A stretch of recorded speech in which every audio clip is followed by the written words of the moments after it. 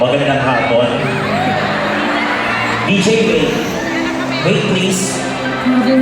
Ang dami-dami po natin, ang hina po ng palakpakan paglabas ko. Wait, DJ. For a minute. Thank you so much. Stop. Please. Thank you. Ganito po. Itaas ang dalawang kamay. Ang hindi po magtataas ang dalawang kamay, isinusumpa ko, magkakaroon ng anak, 10 bakla sunod-sunod.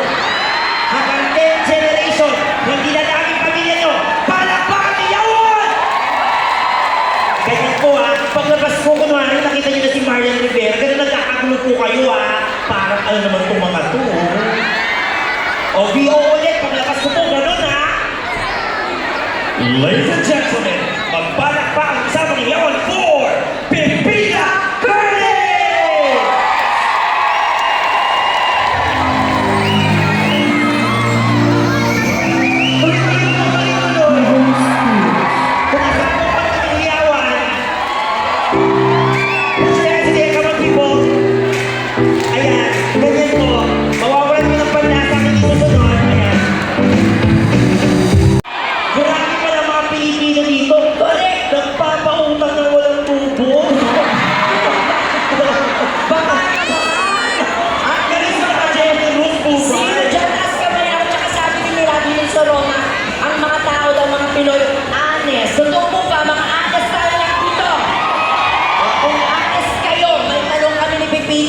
Maganda ba si Pipita at buhay sa personal? Is it a fact or not?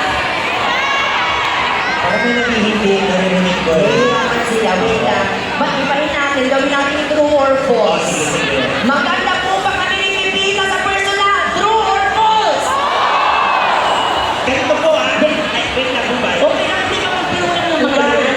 Ang tayo na pinangin natin, false na narinig ko. Hindi, bakla ka nila. O sige, lahat po na nagsasabi ng true. Maganda sila sa personal. Nagparak ka na may sigawan.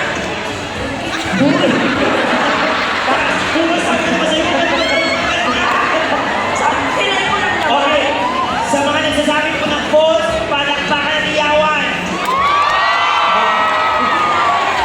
Tignan mo yung sabi ng boss nila na maganda kamukha natin.